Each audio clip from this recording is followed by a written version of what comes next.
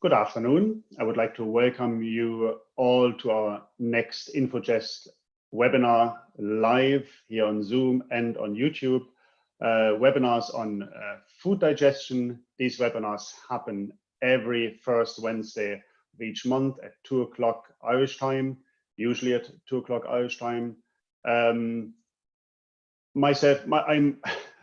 I'm André Brodkorb from the Teagasc Food Research Centre here in Moorepark in Fermoy in the Republic of Ireland. We are organising these monthly webinars in the run-up of next year's Food Digestion Conference here in Cork, and that's beginning of May.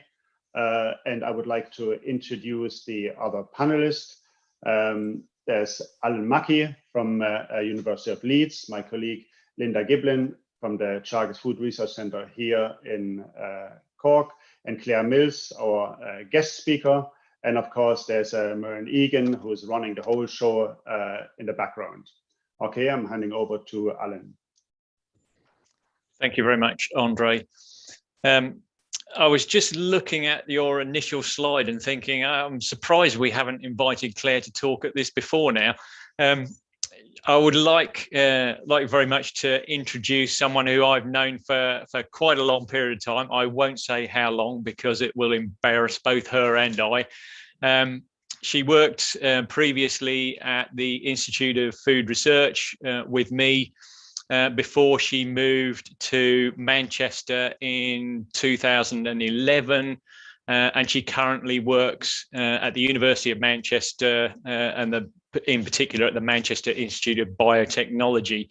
She is a renowned expert on allergy, especially protein structure and protein biochemistry, and has done a lot of work internationally. Perhaps she may be best known for being a leader of the Europreval project, I think, which is one of the largest projects on food allergy that has ever been funded.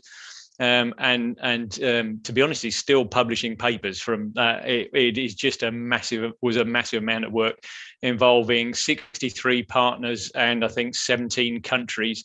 It was really an outstanding project. So without further ado, I will ask Clare to talk on food allergy and food digestion. Clare, thank you very much for agreeing to talk. Maybe before Clare starts, there's a question and answer box at the bottom of your screen. So if you have any questions, please type them during the talk, and we have enough time to answer hopefully all questions afterwards.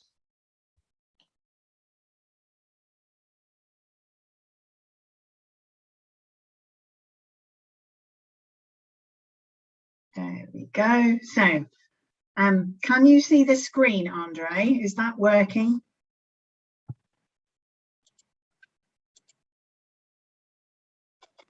Yep, it is. Just making sure. Okay.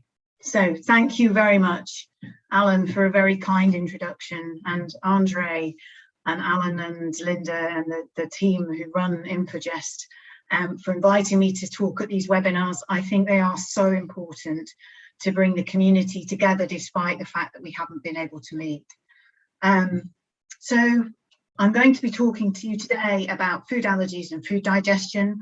And as Alan said, it is amazing how much the Europreval and then its successor project, the IFAM project, is still contributing to our knowledge. My declaration of interest and the current funding that I have that relates to the talk I'm giving and funding from the European Food Safety Authority and the research councils in the UK in particular are my industrial collaborators. So I thought when we were going to talk about allergies, the first thing we should really think about is, well, what do we mean by an allergy?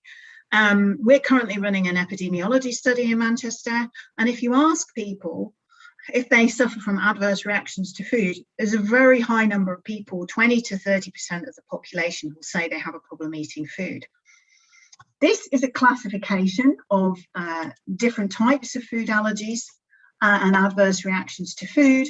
And what I'm going to particularly talk to you about today are what are called non-toxic, immune-mediated adverse reactions to food. of which there are two broad types, IgE mediated and non-IgE mediated. On this other side, we have the non-immune mediated food intolerances. So you've got enzymatic ones such as lactose intolerance, where you strap a lactase, pharmacologic, where you have reactions to things like histamine-rich foods. And then I love this box undefined, which is basically clinically, we don't know what they are, but they can be reproducible. So we're talking about IgE mediated and non-IgE mediated. Now, actually, of the non-IgE mediated adverse reactions to food, the best characterized with a very clear food trigger is celiac disease. And the trigger is gluten, first identified back in, I think, the late 1800s, and is a reproducible adverse reaction that is resolved if individuals start adhering to a gluten-free diet. And it's characterized by a malabsorption syndrome caused by a flattening of the gut mucosa. And that flattening happens because there is a chronic inflammatory reaction within the mucosa. And what's very interesting, we've got pretty good mechanistic insight into this. So you have immune cells called dendritic cells. There's a cartoon of them with their long processes, and they take up deamidated gluten peptides, and they present them on the surface of a cell within a context of a molecule called the major histocompatibility complex, MHC. And that peptide then can dock with a receptor on a T cell and activate it. And those gluten-specific T cells can go on and set up the inflammatory processes in the lamina propria, which particularly give you that flattened mucosa. And they can also activate B cells, which are the antibody-producing cells of the immune system. So here you've got another bit of the gluten peptide interacting with those T cells. And those B cells can go on to make anti-gluten and anti-tissue transglutaminase antibodies, all of which are characteristic of celiac disease. So my remit was to talk about digestion in relation to food allergies, and actually it's really important in celiac disease. And in actual fact, I think some of our ideas about presentation of food proteins to the immune system really come from the mechanistic work done on celiac disease. Notably, this paper that Shan et al. Published back in 2002, where they identified a 33 residue peptide from alpha-2-gliadin, which was resistant to digestion after in vitro gastric and pancreatic digestion. And this peptide can activate those T cells. It has multiple overlapping epitopes that activate T cells.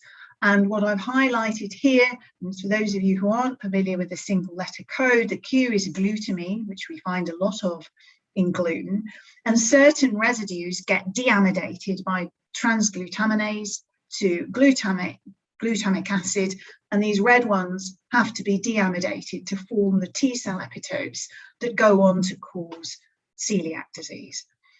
And the reason why you get these long gluten peptides is because our endoproteases cannot deal with the proline residues, and there are a lot of proline residues in gluten. It's an amino acid, not an amino acid, so it doesn't have an amide backbone in the same way. And proteases, such as pepsin, cannot chew them up into small peptides.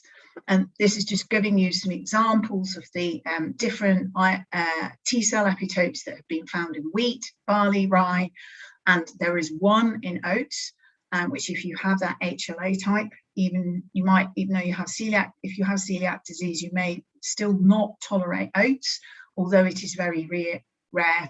And there's the HLA DQ8 epitopes. So in actual fact, studying in vitro digestion of gluten has really helped the celiac disease research community identify gluten-resistant, digestion-resistant peptides that then contain these celiac toxic motifs and undoubtedly contribute to the toxicity of gluten for individuals with this condition. So then I'm going to talk, and most of what I'm going to talk to you about is IgE-mediated food allergies. So an IgE-mediated food allergy is an aberrant response where you get IgE, which is the antibody we normally produce to fight things like parasitic infections, such as malaria. And for reasons that are not entirely clear, even today, individuals will make IgE to environmental agents like pollen, so you get hay fever, dust, so like dust mite, and foods. And the characteristic of IgE-mediated allergies is that they cause reactions within 2 hours of exposure. And that's because in the body you have cells, in the tissues they're mast cells, in the blood they're basophils, and they're packed full of inflammatory mediators, including histamine. And on their surface, they have the IgE. And when the IgE encounters the allergen, it recognizes there's what we call a cross-linking event that sets off a series of changes inside the cells, and they release those mediators into the tissue spaces. And those mediators then go on to cause the symptoms of an allergic reaction like skin rashes, wheezing, and vomiting. So why are we interested in digestion? Oh, what's happened?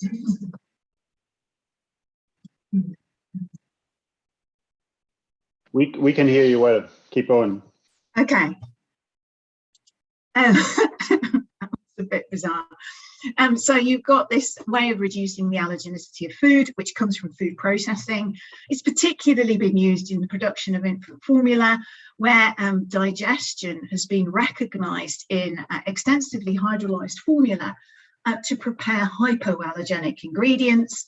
This is some work of Katrina Bow in DTU showing that actually if you digest beta-lactoglobulin and whey proteins, they reduce their capacity to induce IgE responses in animal models compared to the intact protein. And one of the things that has also become evident is that the efficiency of that hydrolysis process is really important in reducing adverse reactions. This is an analysis of residual intact protein in various different samples, and certainly the more efficiently hydrolyzed formula give fewer adverse reactions. So we know that if you hydrolyze your protein down to small peptides, they can no longer bind IgE, you can't mount an antibody response. So that's a way of getting rid of any potential allergenicity. So back in 1996, there was a guy, he worked for Monsanto, and his name was Jim Astwood. And he posed a hypothesis that food allergens must present sufficient gastric stability to reach the intestinal mucosa, where absorption and sensitization development of atopy can occur. And his idea, building very much on that observation that hydrolysis reduces IgE binding capacity, is that if you can digest your allergens in your body, they're not going to be allergenic. And the reason why he did that, he worked with Monsanto, was that we needed to develop tools for allergenicity risk assessment in the wake of the application of transgenesis and the development of GMO foods. And he posed this study. It's in vitro digestion, but it was actually pepsinolysis. And the conditions that they used were based on drug dissolution tests. So very low gastric pH, I think it's just above 1, very high levels of pepsin. And he used a whole suite of proteins. It looked like, from the basis of his results, that resistance to digestion in simulated gastric fluid was greater for allergens than putative non-allergens. And that really set the whole community on investigating the role of in vitro or role of digestion in IgE-mediated food allergies. And just a comment here about this from a biochemical perspective, which was very much where Jim Astwood was coming from, is this is the structure of pepsin. It's an endoprotease with a very long binding site, and it can accommodate a long polypeptide or a mobile region of a protein in an extended conformation. Consequently, how well pepsin or any other protease works is dependent on presence of cleavage sites, the structure, the three-dimensional structure of the protein. Does it have any mobile loops? and post-translational modifications such as N-glycans, which could effectively screen and prevent prepsinolysis. So what's it telling us, and what have we found out? Now, this is just a bit of a snapshot of work that we have done in my group. Many others have done a lot of other work as well, and we have a significant body on this, but it's just a snapshot. So some background and a bioinformatic analysis that we did a long time ago now, but still really holds up, is that plant and animal food allergens can be classified into protein families according to their structure, and plant food allergens are still dominated largely by the prolamin, BEPV1 and cupin superfamilies, whilst the animal food allergen families are dominated by tropomycins, EFHANs and caseins, reflecting crustacean, shellfish allergy, fish allergy and milk. And these are examples of the structures. So prolamins, compact, disulfide bonded structures, the BEPV1 family with a beta barrel, the cupins, the 11S and 7S seed storage proteins with their beta barrels here, which gave them their name. Cupin is Latin for barrel. Tropomycins have an alpha helical structure. Parvalbumin, the fish allergen, has an EFHAN that binds calcium. And then you have the caseins, which are actually being termed rheomorphic because they have no real set three-dimensional structure. So how does that influence of structure affect digestion? So let's explore that a little bit more. Looking at the BEPV1 and cupin superfamilies in more detail. So this is the three-dimensional structure of BEPV1 binding a polyphenol, marangerin, and you can see there's a cleft down there that actually calyx that combined into. And there are important inhalant allergens, birch pollen, and it causes cross-reactive allergies in fresh fruits and vegetables. And we've got two that we're going to see a little bit more about, one from celery called APG1 and apple, moldy one. And the allergen community call their allergens based on the Latin name, which makes it very complicated for those who are not initiated in it. And I apologise, but I have used them just for consistency, mostly in this talk. So this is the cupin, three-dimensional trimeric structure of the 7S globulins. In the 11S, you have two trimers stacked on top of each other. And here's that beta barrel, and important allergens from peanuts and tree nuts. And the one I'm going to talk about is the peanut allergen, RH1. So back actually when Alan and I were both at IFR working together on the Europroval project, Anna Sancho, who's now at DTU with Katrina Bow, did some great work looking at the BEPV1 homologs. This is circular dichroism spectroscopy of APG1, the celery BEPV1 homolog, and MALDI1. And what she did was showed the unfolding of these proteins as you reduce the pH from 7 down to 2.5. This negative minimum, positive minimum decreased in size. And similarly for MALDI1, when you got down to pH 2.5, the protein unfolded more than APG1.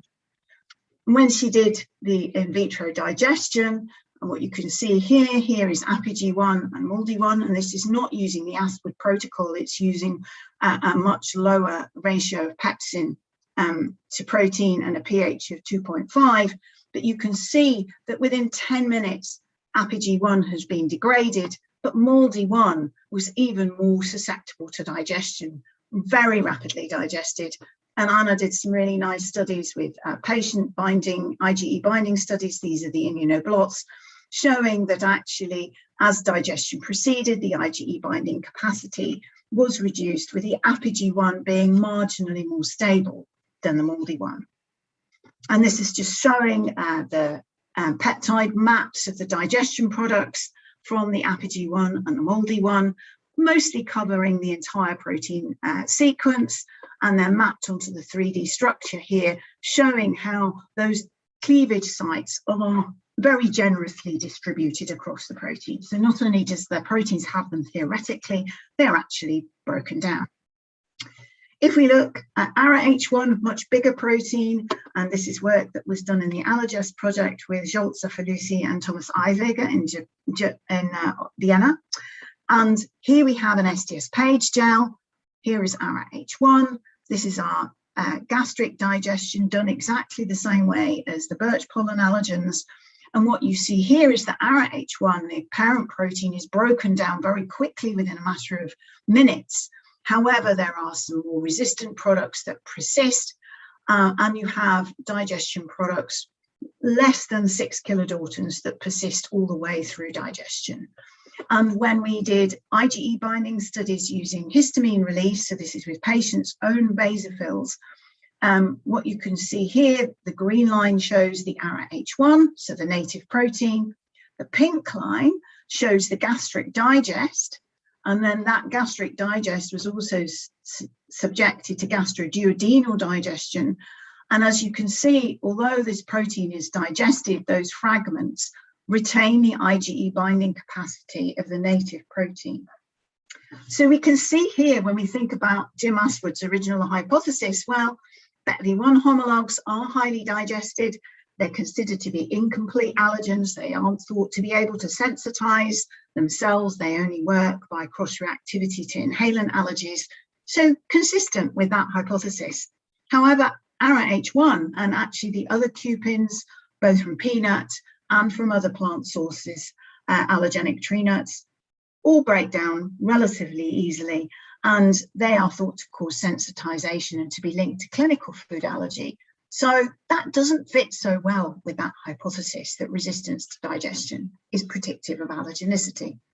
So let's look at the prolamine superfamily, the 2S albumins, which are widely distributed seed storage proteins, and we have two of the favorite ones, ARA-H2 and ARA-H6 from peanut, alpha helical proteins with connected by disulfide bonds. LTPs, which are structurally related, so they also have the same alpha helical structure with disulfide bonds, except the disulfide bonds are connected in a different way. So the LTPs have going down the middle of them a lipid binding tunnel, and they combine lipids of longer chain length of C16 to 18. And important allergens include peach LTP, PrUP3, and apple NPLI1. So let's see what happens to our peanut 2S albumins when they get digested. So this is a gastric digestion followed by duodenal digestion of ARA-H6. And what you can see here, this chain here of form ARA-H6.1 gradually gets digested to give you bands that migrate in the same place as ARA-H6.2. And this is probably due to the loss of some of the mobile loops on the protein structure, which have got digested by the pepsin, but the core has not. When you take that gastric digest and then put it through a duodenal digestion with trypsin and chymotrypsin together, it's not digested. And that has also been found for others such as Brazil nut, 2S albumin, and so forth. So they're very resistant. When we look at the LTP allergens, we also find they're very resistant. This is work done by Emmy Vassilopoulou, again, when Alan and I were both at IFR. And this is actually after a duodenal digest, because gastric has no effect on LTPs whatsoever. And what Emmy found was that the peach LTP was broken into two chains, a large one and a small one, and it retained the IgE binding capacity. And she also did skin testing, which showed that actually the digested grape LTP had the same capacity to cause an allergic reaction as the undigested protein. When we look at PrUP3, if we look at this protein, lots of candidate chymotryptic and tryptic cleavage sites. But when we analyze digest from in vitro gastric and duodenal digestion, we find only 2 out of 14 sites are actually hydrolyzed. So the proteases can't digest it. And based on this molecular mapping, we could do some modeling work. And this was done with, again, when I was at IFR with Alan, we had another project with Oxford University, and Yuri Alexeyev actually did some molecular dynamics simulations. And what we found was that the sites that did get cleaved are incredibly mobile. So mobility is really important for endoproteases to be able to work. And that may well be why BETV1 homologs get digested very quickly, because they denature at low pH. LTPs do not. and they're much more rigid structures. If you increase, so this is a very interesting observation, that if you put linoleic acid into the LTP, it enhances the digestibility, not of PRUP3, but of the wheat LTP allergen Tri-A14. And we also did mass spectrometry analysis, and we again found that the same residues get cleaved in the wheat LTP as in the peach. And what Uri did with his modelling was showed that there's a conformational change. So this was unexpected. Generally speaking, ligand binding increases rigidity of proteins. With LTPs, it does not. And this tyrosine appears to flip out of the binding site and can be exposed and attacked by the proteases. So actually, ligand binding can enhance digestibility of proteins. But nevertheless, these two proteins, LTPs and 2S-albumins, are very stable to digestion. They're both very potent allergens in peanut and peach, causing anaphylaxis, and that may enhance their presentation to the immune system in an immunologically active form. Since 1996, there's been lots of digestion studies. So this is some work we did in 2013 for the European Food Safety Authority, and at that time, we saw a widening of the different sorts of conditions of pepsin to substrate, pH ratios that people had been using. They're the Astwood conditions. So we got variation, and people have looked at a lot of different proteins, but generally speaking, the prolamins are all much more resistant to digestion than the BETB1 homologs and the profilins and other pollen allergen. The cupins are somewhat in between. And I think from these data and other analyses others have done, resistance to digestion alone is not predictive of allergenicity. I think it may be more diagnostic of a protein scaffold, which partial proteolysis has been used by biochemists for many years to look at that. And susceptibility to digestion is not indicative of a lack of allergenicity. So that's using purified proteins, but of course we don't eat purified proteins, we eat food. So what happens here? And I think it's really important to understand allergens and the impact of the food matrix on bioaccessibility, and how those things like natural plant tissue matrices or processed matrices may affect digestibility. So let's look at some of that. So this is some work PhD student Frances Smith did quite some years ago now, looking at bread. And what she found was, interestingly, she did her digestions without amylase and with amylase. And what she found, so this is an SDS page gel, gluten doesn't stain so well with that. This is an immunoblot with a broad specificity gluten antibody. And what you can see, if you include amylase in your gastroduodenal digest, it dramatically affects the digestibility of the gluten. And in fact, she also found that breakdown of the gluten enhanced starch digestibility, which when you think about it is probably a no-brainer, but also suggests the complexity of extending from purified molecules to whole food, where you have lots of interactions from the food matrix. This is just showing the release of potentially celiac toxic motifs, or proteins with celiac toxic motifs, as our broad specificity gluten antibody, an antibody called G12, which is raised to the 33-mer, and R5, another gluten antibody recognizing celiac toxic motifs. And what we found was that the bread digests retain their celiac toxic motifs, and when we did IgE binding studies, so this is a total gliadin fraction, and this is the bread digest in an inhibition IgE ISA, they retain their IgE reactivity, and that in actual fact the binding was greater than to an equivalent digest of purified gluten, suggesting that the bread digest retained not just celiac toxic motifs but also capacity to cause IgE mediated allergies. Other types of matrix we've looked at are muffin and biscuit. So muffin, another wet hydrated gluten matrix.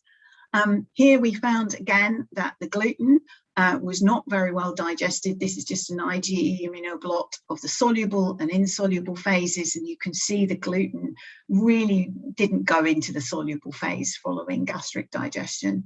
The egg allergens, GALD1, was retained in the insoluble phase, as was ovalbumin, although a large fraction of the ovalbumin gaudidue did go into the soluble phase, but it wasn't digested.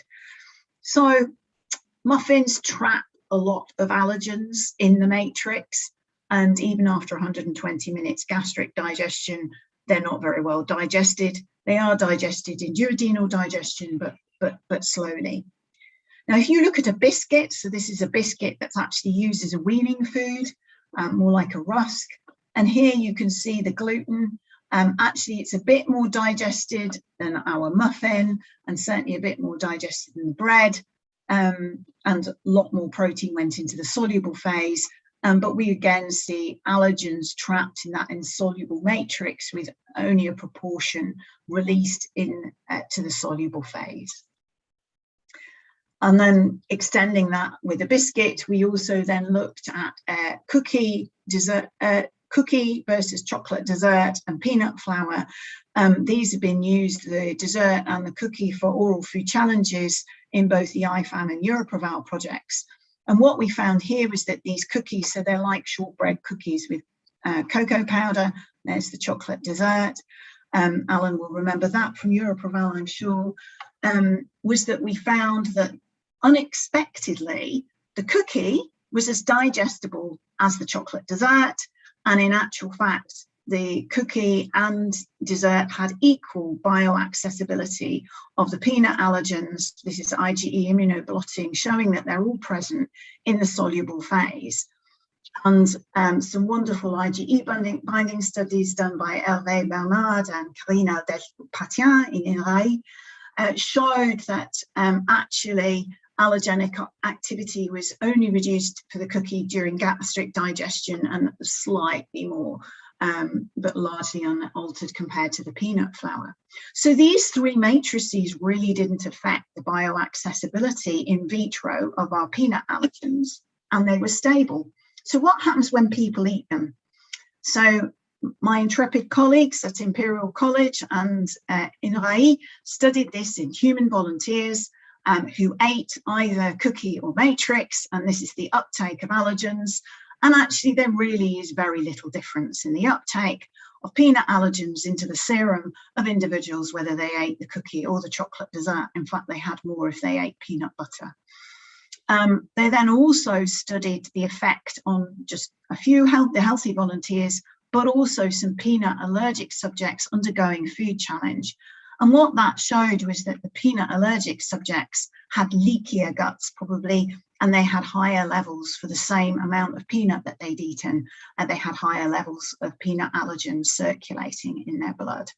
So it may well be that the resistance of peanut allergens to digestion is really important in allergen getting into the circulation and causing an allergic reaction. This is work that Alan did. So when he was still in Norwich as well, using MRI at the chocolate mousse from Europroval, as well as the chocolate bar, and how that affected gastric emptying and digestion in vivo, and how that actually related to allergenicity and allergic reactions that we saw to the peanut and to hazelnut. And it certainly seemed that digestive behaviour could potentially be linked to the onset of symptoms. So the chocolate dessert, where the allergen is very bioaccessible, actually gave symptoms much sooner than the chocolate bar, where people ate more and digestion was somewhat more delayed. So that's a very important factor for the clinical community. And back in 2003, Kate Grimshaw had shown that if people had peanut in a chocolate bar, they actually had fewer oral symptoms, consumed more peanut, but had more severe reactions. So this is something that's quite important for the clinical community, patients, and the food industry to understand. If we've got peanut in a cookie or peanut in a chocolate bar, which one is more risky for the patient? So just to finish up, that's a bit of an epic tour of what we've done since 1996. But we're on the brink of a need for a drastic transformation of our food system. And this is our big challenge, I think, for the 21st century and for the food community, feeding our global population in an era of climate change, and particularly this need to reduce reliance on livestock, which contribute 14.5% of anthropogenic greenhouse gases, use our land more effectively, and conserve water sources. But one of the things we're looking at are new technologies for protein production. So we have our classic breeding, and actually we have transgenesis, we have gene editing, and they're important technologies. But we also have new cellular agriculture, cultured meat, micro single cell protein, microalgae, fermented ingredients, as well as things like insect farming. And these all present a risk to our allergic consumers. Back in 1996, Julie Nordley and Steve Taylor in the University of Nebraska did this study where they looked at soybean, where someone had put Brazil nut protein to improve its nutritional quality. And lo and behold, if you take your non-transgenic soybean and soybean with Brazil nut, you find that someone who's got a Brazil nut allergy, their IgE recognizes the Brazil nut protein in the soybean, and that in a way makes for the ultimate hidden allergen. Now that particular GMO has never been taken any further forward, but what it does was it set us on a track to actually assess allergenic risks of new technologies and new foods. And one of the big problems we have is that allergic disease is a function of the host and not simply the allergen. The allergen's important, but understanding why some people will become sensitized and others don't is very difficult. But undoubtedly, understanding events in the gut epithelium are crucial to that. Currently, the way we assess the allergenic risks is looking at the allergenicity of an existing priority allergenic food. Does your new protein come from an allergenic food? Does it cause cross-reactivity to the population? Or could it start de novo sensitization? And this latter facet 3 is really difficult and uncertain to do. We have an integrative risk assessment, and Jim Astwood's pepsin resistance test is up there and integrated, and it's in OECD guidelines. People have to use it for GMOs. But what are we going to do for our alternative proteins? Well, I think, and I look to people like André, Linda, the Infogest consortium, what you've been doing to standardize digestion tests, particularly to look at nutrition. But I think it's important. And I think those same digestion tests can provide some very important information about how that protein is presented to the immune system. And the pepsin resistance test that Jim Astwood developed is a distinctly different test. It's a biochemical one, which gives us information on the stability of a protein, which may or may not be predictive of allergenic potential. But the crucial thing will be to link that to assessing sensitization capacity, animal models. But can we reduce use of animals? Can we look at alternatives and cell models that may be better at replicating the human immune system, because we know that animal models have limitations, as well as reducing our use of animal models, which is an important thing that we need to do as scientists anyway. Given that predicting sensitization to foods is so difficult, post-market monitoring is important, and as well as those models for predicting, we also need better ways of looking at food allergies after they're introduced into the market. The patterns of allergies do change over time. This is a really nice analysis that Paul Turner has published earlier on this year in BMJ, showing anaphylaxis and deaths in the UK population. And what's very interesting is 1992 to 1996, no milk. 2013 to 2018, milk. Why has that changed? Who knows? Peanuts fairly consistently there, although it goes up and down over the years. Tree nuts are pretty important. And what's going to be important to understand is how transformation of the food system may affect these patterns and to produce better labelling for consumers to warn them of allergenic risks posed by new proteins. So just to end, lots of people have helped me with all the work that I have ever done. These are some of the people in Manchester who have worked with me and contributed to some of the data I put in the talk here. My collaborators from all over, and all those people in Muirepark and IFAN who have participated in the studies. Thank you very much.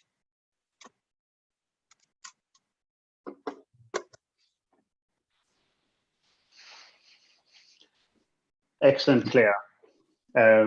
Would you mind stop sharing your, or actually leave this screen on, that's fine.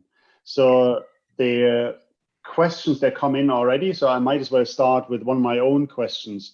So you mentioned earlier on that the mobility of the polypeptide chain, of the protein chain, is quite important in proteins. So when you look at milk proteins, or in particular, beta-lactoglobulin, when you heat it, I presume that will reduce the allergenicity.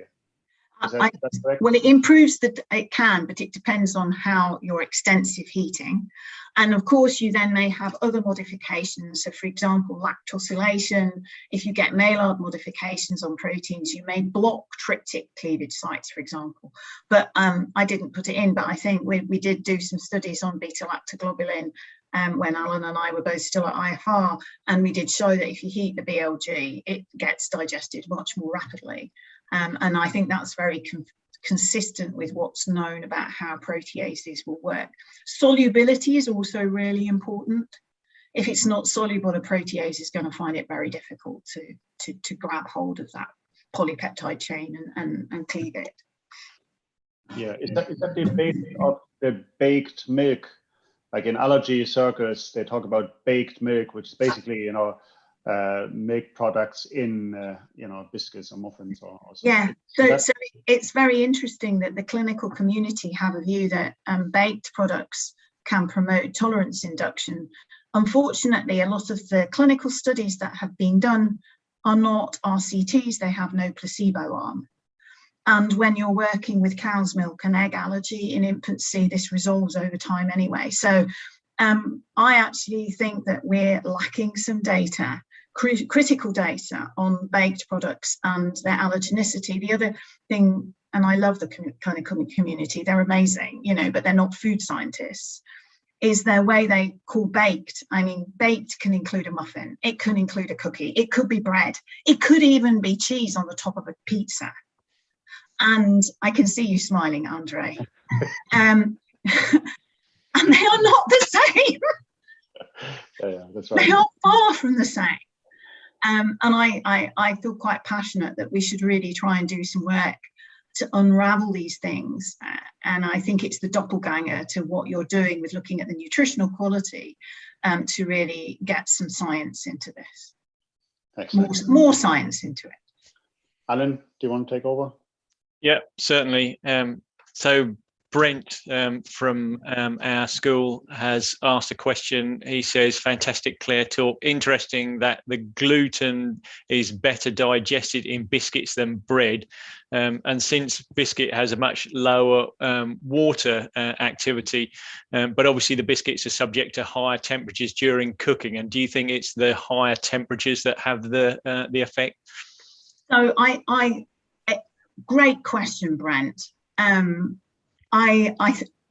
My feeling is that the whole structure of a cookie is completely different. Yes, you've got the thermal treatment, but when you think about it, you've got a hard, brittle structure, and understanding how, so this is just me. If I chew bread, it doesn't it kind of dissolves, but it doesn't. But if you have a cookie, it's got enough sugar and starch in that, actually often they can just dissolve in your mouth.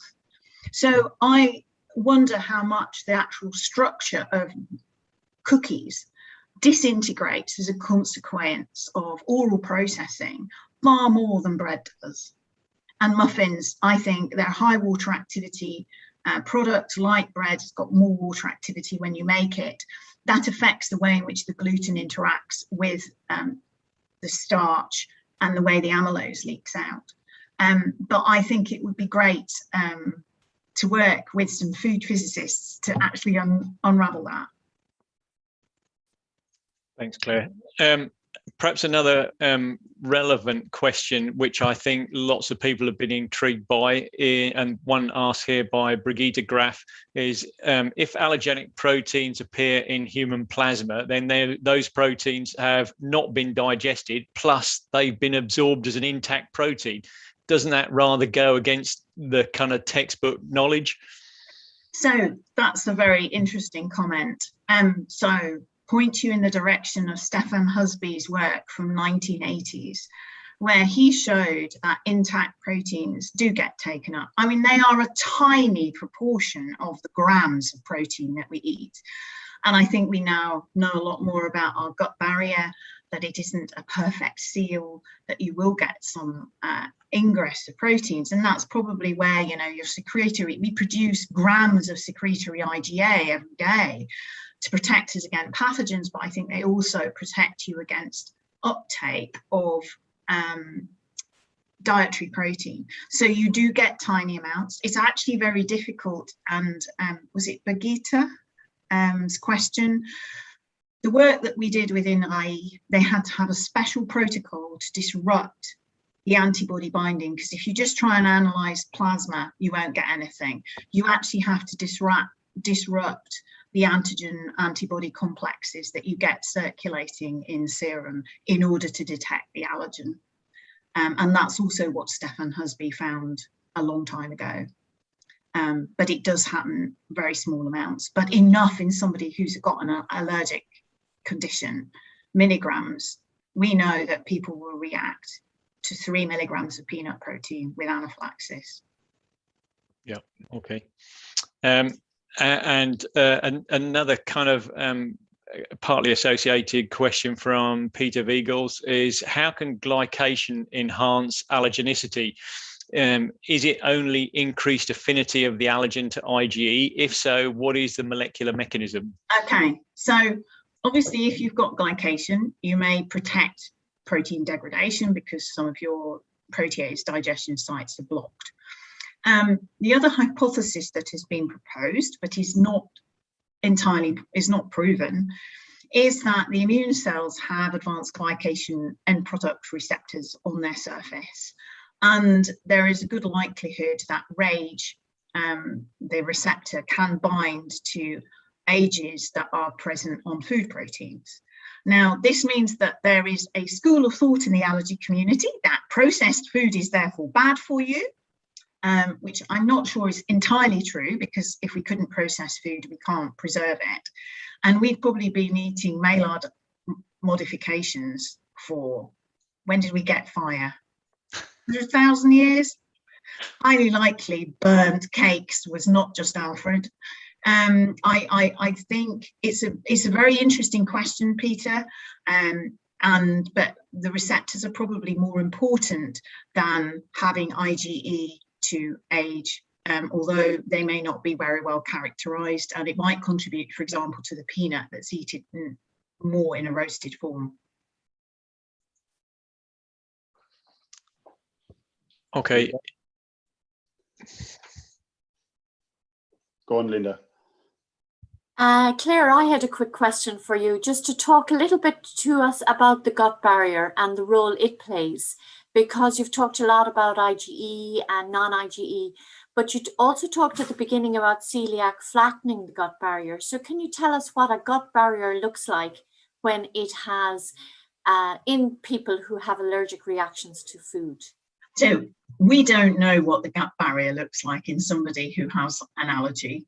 You wouldn't take a gut biopsy from someone, they haven't really done that. I think there is a concern that people with allergies who don't practice very good avoidance have a bit more of a leaky gut, but there isn't a lot of very good data out there. Some of that is because a lot of the people who get food allergies are children, and obviously clinically you can't do invasive studies on them. But certainly it may well be that it's more leaky, and that there may be some kind of issues over barrier integrity in the longer run in people with food allergies. Whether that is affecting people's being prone to becoming allergic. So there are historical or apocryphal stories from clinical histories that people develop allergies after they've had a GI tract infection. There are relationships with the microbiome, and in pharma communities, rates of food allergy in Germany, I think it was, and Agnes Vold, they actually did studies in farmer communities, and short chain fatty acid levels were higher, and that seemed to be protective. Now, whether that's because you've got a better barrier integrity, or the short chain fatty acids are having a anti-inflammatory effect and reducing the tendency to atopy. I'm sure the gut microbiome is part of what is making people more allergy prone, but it's complicated and not straightforward, but that's where the data are pointing to short chain fatty acids being important. Okay, thank you, Claire. There's another question here from Liam Morris. Has any work, and it's related to what you were talking about there, has any work been conducted into the role of the microbiota and allergy, and whether certain strains in the gut can protect against or heighten the allergic response? So there's been a huge amount of work done on probiotics and prebiotics for prevention and treatment of infantile food allergy. However, and being part of a systematic review, some of those studies, again, they don't necessarily have the money to do a proper RCT, and unfortunately a lot of the RCTs that do come out, they are very equivocal over whether a probiotic is beneficial or not. I think prebiotics, and certainly I think everybody is seeing inclusion of galacto-oligosaccharides in infant formula as being beneficial simply because they're replicating what you find in human milk, therefore it must be good. And perhaps getting a microflora in infants that is more like a breastfed microflora in those individuals who can't breastfeed for whatever reason. So huge amounts of interest. There were a lot of health claims went in on probiotics for food allergy. None of them went anywhere. And I think one of the issues is also about having good quality clinical studies, but also very good quality studies where you know what the organism is, that it's well described. There certainly is a lot of view and a lot of in vitro data that points to certain types of lactic acid bacteria having beneficial effects, but translating that into something in vivo is extremely difficult, and the data are not as convincing as I think everybody would like them to be. I have a question from Didier Dupont and his team. They're following on YouTube. And he asked, can sensitization occur via other routes than the gastrointestinal tract? Yes, so as well as the gut microbiome, there is what's called so skin sensitization can take place, and people can get allergic from the skin. There was actually some animal models done a long time ago showing that the skin was an important sensitizing organ. However, what's also interesting, and it's published a couple of years ago, or year ago, 18 months, where actually they did the sort of invasive study, Linda, that you were talking about around the gut barrier, but they actually looked at the lineages of B cells in the gut. And they showed that class switching in the gut from IgA to IgE is a pivotal event in food allergy.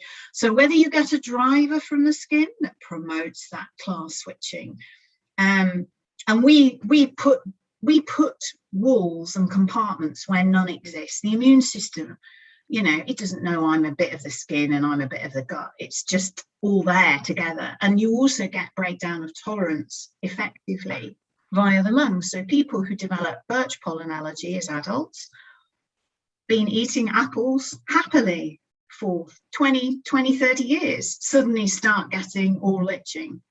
Adult food allergy is not very well described, but it may well be that that's something that will emerge in the future. So you can break oral tolerance, I think, by the skin or by the lungs. I don't think we really understand that, but the tolerance and sensitization, the status of the gut is really pivotal in food allergy, where that class switching happens. We want to stay on time. So I have one last question. It's probably more of a general question. So Claire, first of all, thank you, to presenting this webinar. And I agree with Alan. I don't know why we didn't invite you earlier, because it's really relevant to us. So you're talking to an audience working in food digestion, okay? And a lot of us are asked about food allergy, and very few know much about food allergy. So I actually really appreciate this crash course as well.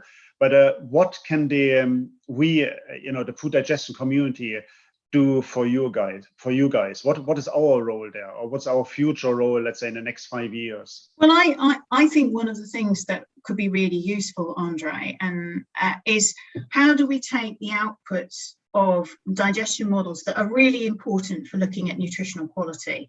How can we relate them to outputs that we need for allergenicity risk assessment? Can we build tools that are useful? And also validating the clinical validation of models to understand better how you take you can't use an Infogest model on a purified target protein from a GMO. It's not possible, but how do we connect the two?